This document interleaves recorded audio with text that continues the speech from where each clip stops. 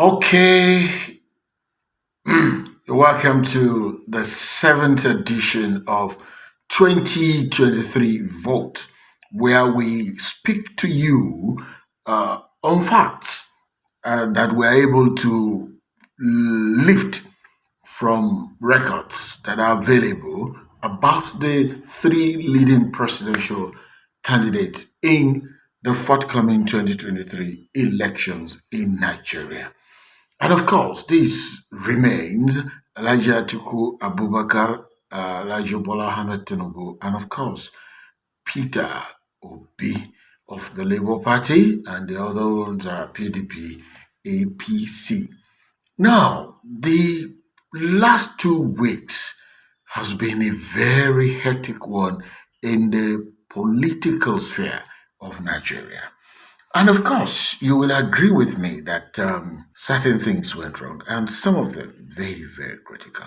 Some of them very, very, very critical, and can't just be swept under the carpet because we will keep repeating this to you as many times as we can that we are where we are today in Nigeria because of what we took for granted in 2015. Yes, of course, it was a crossroad everyone was tired of. We needed to leave that place.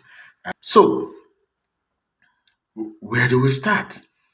Let me say that may the souls of the departed rest in peace. We're referring to the member of the House of Assembly in Lagos State who died at Jos at the venue of the kickoff of APC rally. And we also again want to say welcome to Mr. President, who is back again in the country after his medical sojourn to London. And now, now, we want to look at what went wrong in Jos. It was an APC versus APC moment. And of course, the APC presidential candidate, Elijah Bola Ahmed Tinubu, goofed again when he wanted to say, God bless APC. And he said, God bless PDAPC. We even saw the Shomole and Co at backstage, and of course, a particular lawyer was worried by this. And well, that's a comedy, so let's take it that way. But why were they hauling objects at the podium where Mr. President Elijah Muhammad Buhari is, and of course, the presidential candidate of the APC? Does it mean that Nigerians have started doing what APC asked them to do? Yes, they said they should stone them if they don't perform or fulfill their promises. As Nigerians started stoning APC, well, that is a question that leaves very much to be desired. That's a question that leaves very much to be desired. So, well, after that stoning, hauling up objects, of course, came the confrontation, the clash, and you can see part of it on the video there with you. And it's a very sad moment. It's a very sad moment, and to say that that is even the kickoff. And somebody said, well, APC attacked PDP in Kaduna, attacked them in Borno, and even attacked them in Lagos. So maybe now they have nobody to attack. They are attacking themselves. How far this is true, I will not know. So, yes, the big one. Again, the younger sister of the women leader of the APC in North Central also lost her life at the women wing rally held in a lorry by the wife of the vice president, shell candidate of the APC, the presidential candidate of the APC, and of course the wife of the governor of Kwara State. They were all there. and may our soul also rest in peace.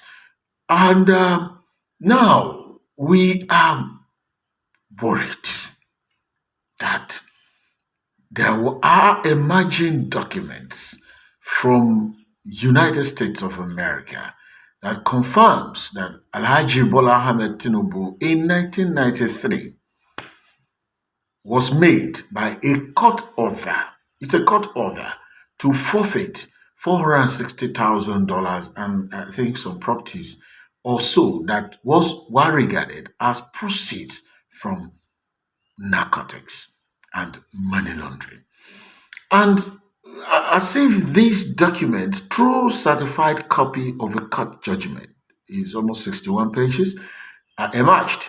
And of course, the first to speak, Ononuga, or is it Ononuga Obaya Ononuga, said that the matter is not a fresh matter. I don't know what he's trying to say. That it is not a fresh matter. Does it make a thief not to be a thief?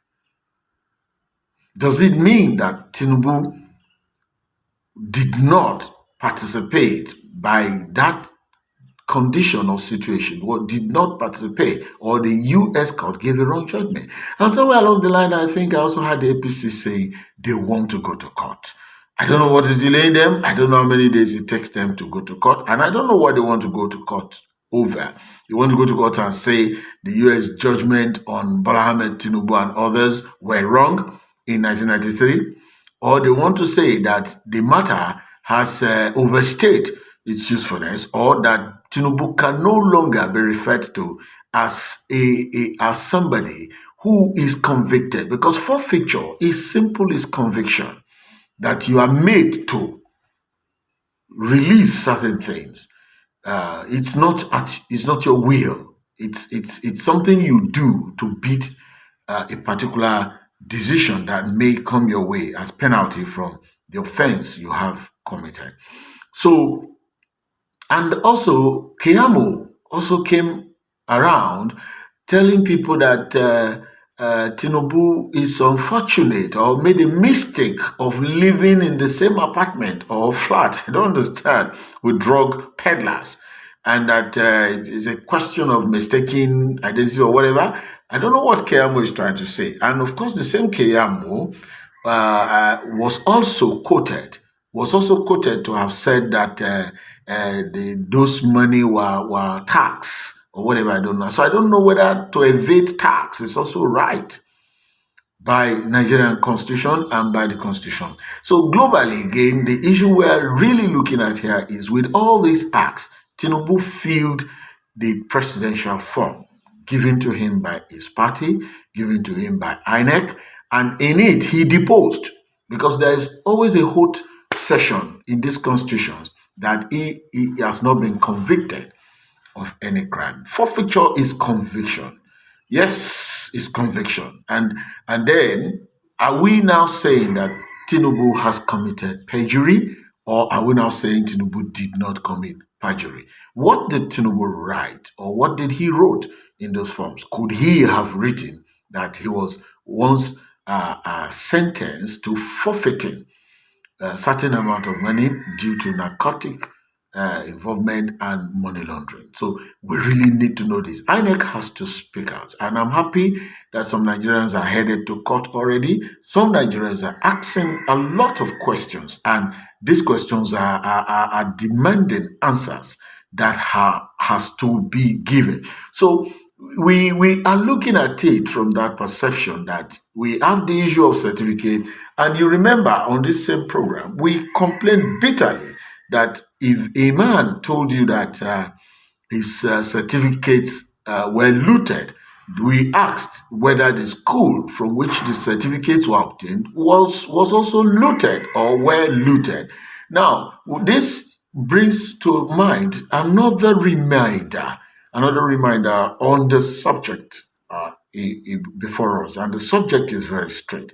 The subject is that Nigerian constitution says you must have been educated up to secondary school, something like school sat or its equivalents. They did not even ask you to pass.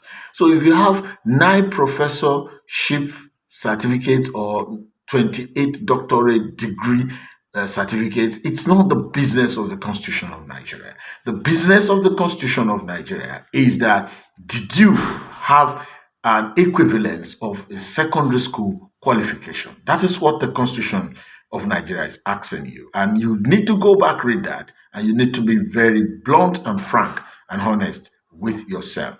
And until that is done, then we are not going anywhere. So the question is before us is clear that the interest of Nigerian constitution is your secondary school qualification or its equivalence, and not even qualification, but attempt to show proof that you attended a secondary school. So we raised this alarm that we are worried that with all this here and here, Tinubu has a lot of questions to answer, and now emerged the drug issue. So I don't know. But the truth is that a lot of answers must be provided. So who is going to prosecute Alhaji Bola Ahmed Tinubu for perjury? Did he commit perjury? On what ground did he commit perjury? Again, there was a development that I didn't quite pick. An Abuja High Court early last week ruled that INEC should investigate Tinubu's claims and submissions. I don't know if you're aware, that's an Abuja court ruling, and that seems to be a way forward from where we were before. So, what we are saying is that we need to get it right in 2023. If Bola Ahmed Tinubu was not involved in drug and that judgment was not delivered, then whoever breaks that document should be hanged. That's a fact. And of course, the United States government has not said a word to condemn it, which means that it actually emanated from them. Even Tinubu didn't condemn it. His spokespersons did not. They were just finding a way around it. That is what is evident in their defense thus far. And my fear, like I said, is drug is an international crime and it is condemned globally. I'm afraid that if we had the menace of drug to what we are going through in Nigeria now, then I think we have come to the end. Because, frankly speaking to you, some people has attributed the attacks APC is having on PDP, having on Labour Party to effects of drugs. So, and now somebody is saying jokingly or whichever that does it mean Tinubu supplies them drugs or those who are supporting him are also into drugs. It has become a kind of phenomenal response to anything that comes from his supporters. And 21st century crime needs to be curtailed. And again, to wrap it up here, I have a message for everybody here. World population hits 8 billion. Somebody was saying 300 million people in Nigeria or something like that. I said, no. Is it possible? And somebody said, why? What do you mean? If INEC is declaring 90 something million voters, then what percentage of Nigerians do you think are qualified to vote? So if we are not 300 million, then probably we're around 200 million. Poor, that's a very serious one. And what comes to my mind is who are the people producing these children? Are they the factories? I know they have some children factory, or the normal relationships of husbands and wife, or the baby mamas, or the careless attitude of just sleeping around unprotected in the face of syphilis, gonorrhea, hepatitis, HIV, AIDS.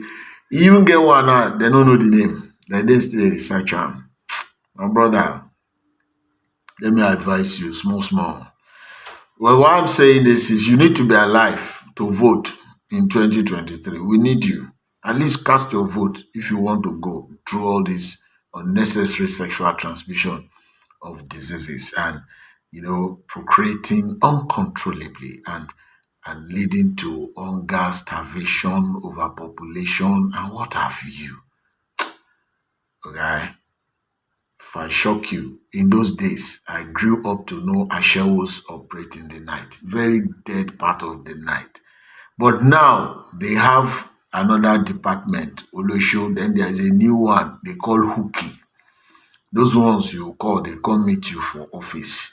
Some carry it from shop. So some ladies in just one single day can sleep to like 5, 6 men, and you are still there again, hitting them unprotected.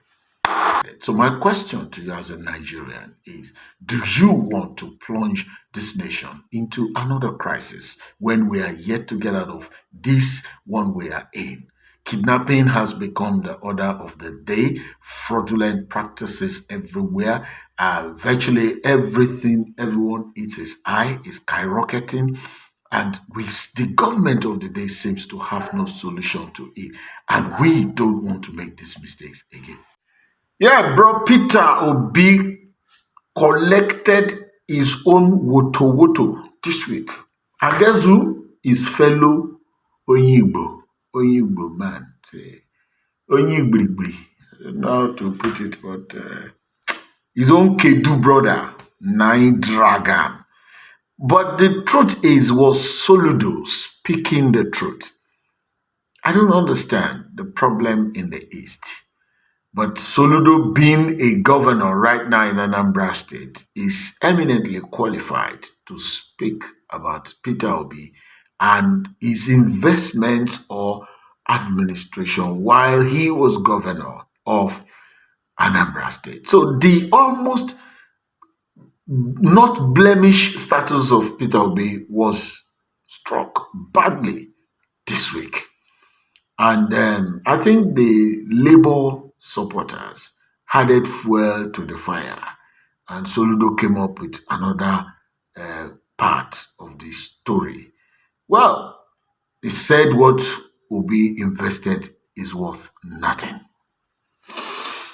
It seems to also have demystified the Obi dynasty or the Obi assumption of larger than life acceptability in the East, because that is his state. And if such knock is coming from his state, his governor, and his kinsman, then we need to probe further. But we won't want to drag you too long on this episode. We will go into the details of the fire by next episode. But that was what hit him. Of course, Alhaji Abubakar Atiku too seems to have a rough handle this week, because while the news was everywhere that the G5 said they are ready for resolution or discussion, or I don't know how to classify whatever they have said, but there was like they are getting tired of the fight. And when somebody fighting is beginning to tell people, a while out there, then problem don't dey. But at the same time, before that news could settle down, it's like Wike raised another fire in Port Harcourt again when he invited Peter Obi there.